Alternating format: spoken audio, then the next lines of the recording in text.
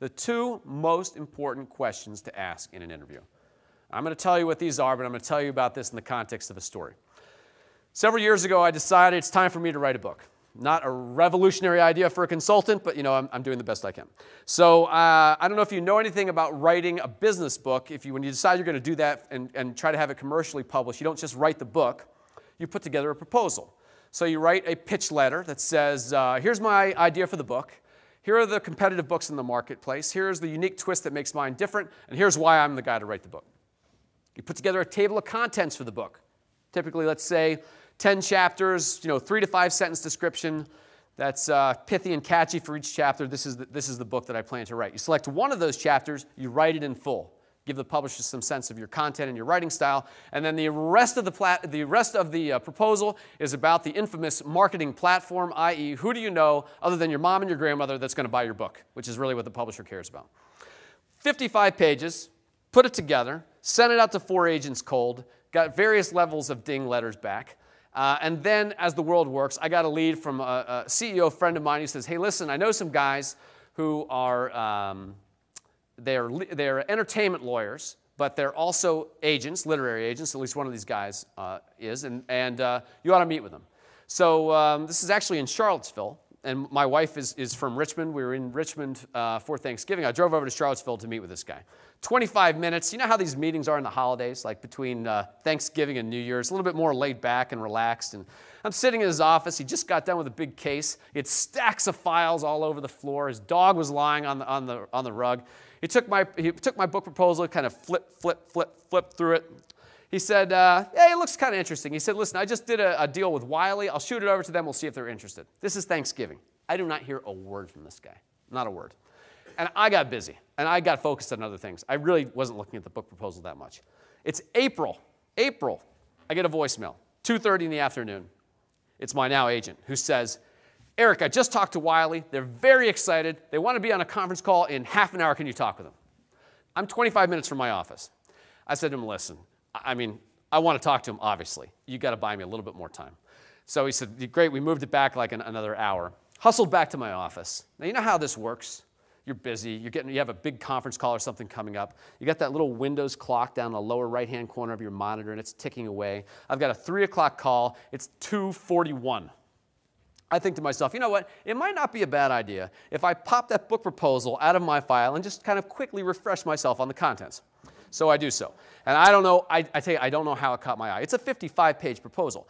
Somehow it caught my eye, table of contents, chapter 9, interviewing and the economic power of good looks. So named because if we don't have a methodology for interviewing, if we don't know what we're looking for, if we don't know what to drill down on, we're going to hire people who are physically attractive. Research demonstrates that's true. Who we connect with, right? We feel good about them, and other really great ways to make a bad hiring decision. And I see in interviewing and the economic power of good looks that I state, and I state it definitively, I will tell you in this chapter the 2 most important questions to ask in an interview. And I think to myself, I wonder what those are. I had no idea. It's 2:47. Clock is ticking. Little breathing exercise. And I think to myself, now listen, I do know this, right? I mean, I wrote this. I do this for a living. I do know this. And I do know it because really the 2 most important questions to ask in an interview, and really it's 3, but the first one's kind of a no-brainer. The first one is just tell me a little bit about what you did in this role. Because what I want to do in an interview, foundationally, there are a lot of additional things that we do, but fundamentally, here's what I want to do. I want to have an A-player profile.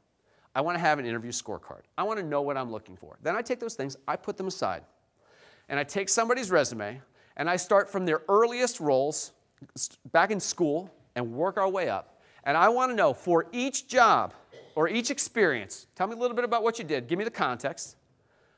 What results did you get? I mean, what happened positively as a result of your involvement there? And then, that's question number 1. And question number 2 is any open-ended follow-up question that helps crack the programmed answer open. Because it is not exactly revelatory to job candidates that they're going to be asked about their accomplishments. So it's follow-up questions that crack the programmed, rehearsed answers open, and we can figure out what actually happened. People can describe in great detail and in linked sequential order things that they actually did. People respond with vague generalities and broad brush statements about things that they didn't.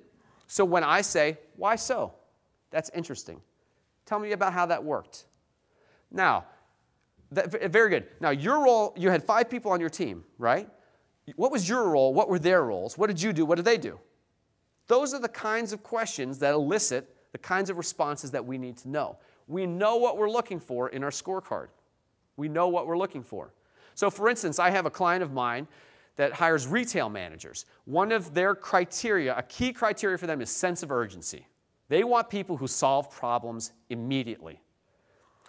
The CEO, when he interviews candidates, will ask consistently throughout the interview, so tell me, what problems did you face there? And then how did you deal with them?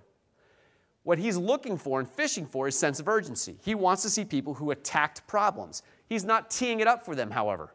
He's not saying, well, tell me, how did you exhibit sense of urgency in that job? Now, we know that, but we're not dialed in enough. We haven't really thought about these jobs enough to know, this is what I'm looking for, this is how I'm going to ask it. But he knows, and they're interviewing retail managers all the time. So he asks the same questions. You don't have to recreate the wheel, but you do have to create it the first time. So I got all this in my head.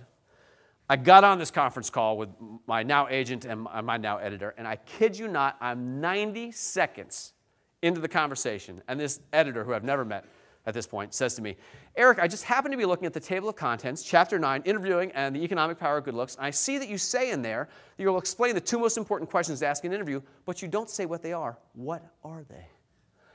And I answered with complete confidence, as if, it just kind of rolled off my tongue, but it was like watching a bus like whip past your head. And he said, oh, great, that's fine. And we moved on with the rest of the conversation.